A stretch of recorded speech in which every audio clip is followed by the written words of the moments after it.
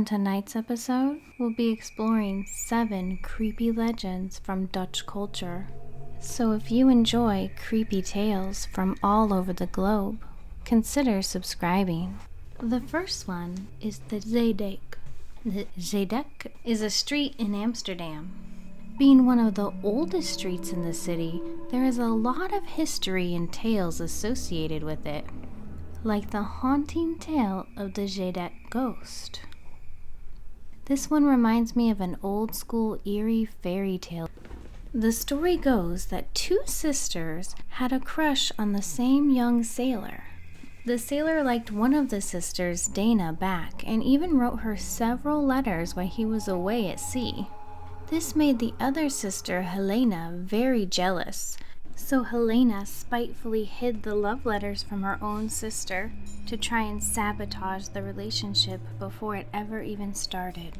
But when Helena eventually found out, tensions exploded between the 2 sisters, and a series of brutal fights occurred.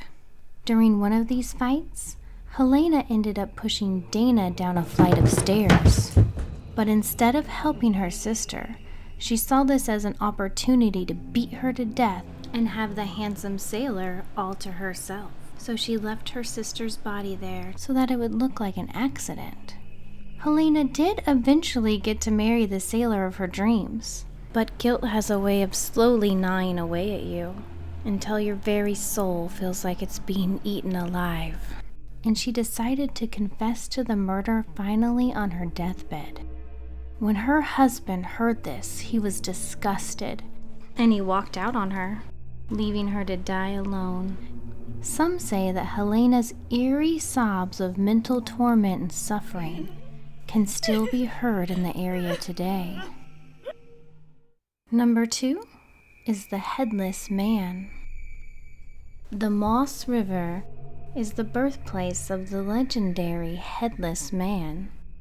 The legend goes that a trader wanted to cross the river, but a ferry operator would not budge, warning that a headless man was lurking on the other shore. The trader scoffed at this idea and pressured the ferryman into taking him across. But soon after heading along his way, the trader started noticing a large, dark shape in his peripheral. It gave him a sinister feeling, and he tried hard to ignore it, hoping it would go away. But it seemed to move when he moved, and paused when he paused. Eventually, the trader looked, and what he saw terrified him. It was a towering, man-like creature with broad, intimidating shoulders, and 2 legs that looked like they belonged more on a horse than a human. But the most terrifying thing about it wasn't what he saw. It was what he didn't see. For the thing was headless. In a panic, the trader began rattling off a prayer. When he finished the prayer, the creature shrieked and fled. Third is the Bluto Coots, which translates into blood carriage. This was a carriage that patrolled at night, looking for children to kidnap. This demonic carriage could also fly. A few different versions of this legend exist, which makes one wonder, if it did exist, could it also change forms? In one version, the carriage is as dark as a starless night and has 2 masked men walking on each side of the carriage.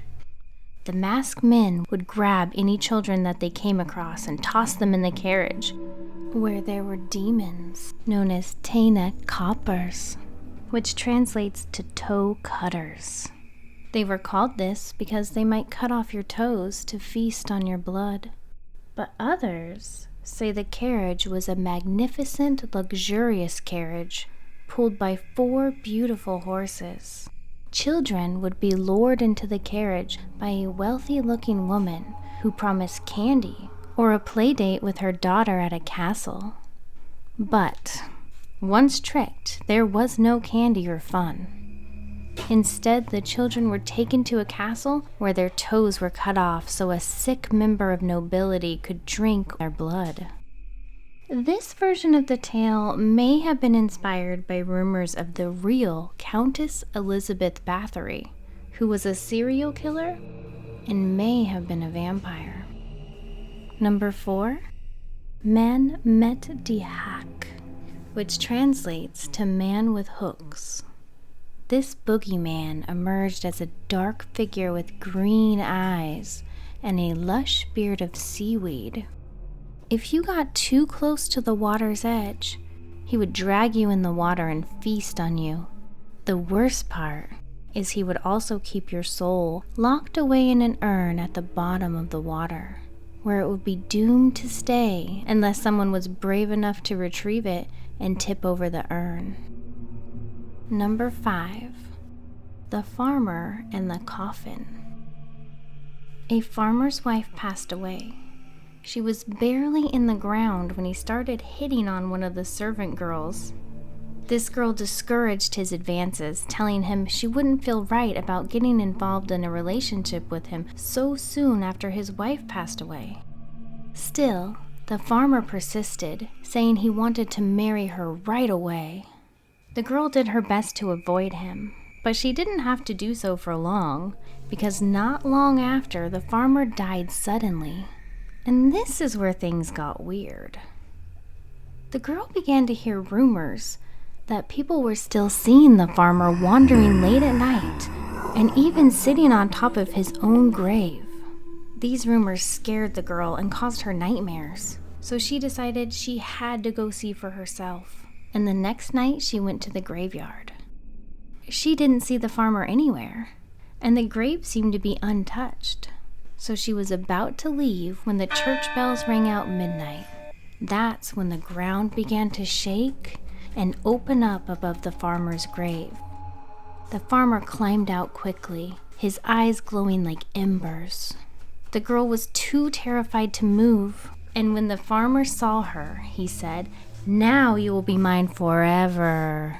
And he grabbed her by the leg. Thankfully, the girl was able to regain her composure and break away from his grip. Though she escaped with her life, her leg never worked right again, and she spent the rest of her days walking with a limp, the constant reminder of that harrowing night. Number 6, Rikst van Oud. Rikst was an old woman who had nothing. She lived off trading things she found on the beach. One night, she made the bad decision to do something desperate, as she had not sold enough to eat for the second night in a row. She used a lantern to lure a ship to the rocks so that she might ransack the wreckage for goods. She was especially looking forward to the gold rings from the fingers of the dead. But karma got her as soon as she shone her lantern over the first victim. For it was Sjord, her own son. She let out a shrill cry and fell dead of the shock right then and there. A wave came and washed her body out to sea. After she was gone a while, the villagers decided to plant a tree from her house in the community garden. Legend says that when the wind blows through that tree at night, you can hear Rikst crying for her son. Number 7, The Horse Shoed Hag. What I like about this tale is it is a story of revenge.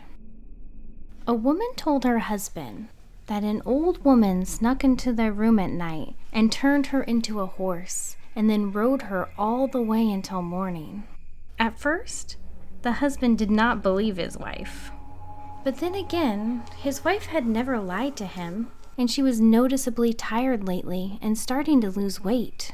So one night, the husband switched places with his wife and only pretended to sleep.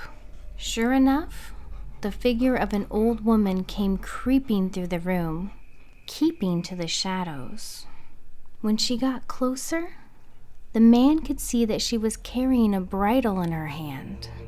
When she got just a little bit closer, he jumped up and grabbed the bridle and threw it around her head to capture her.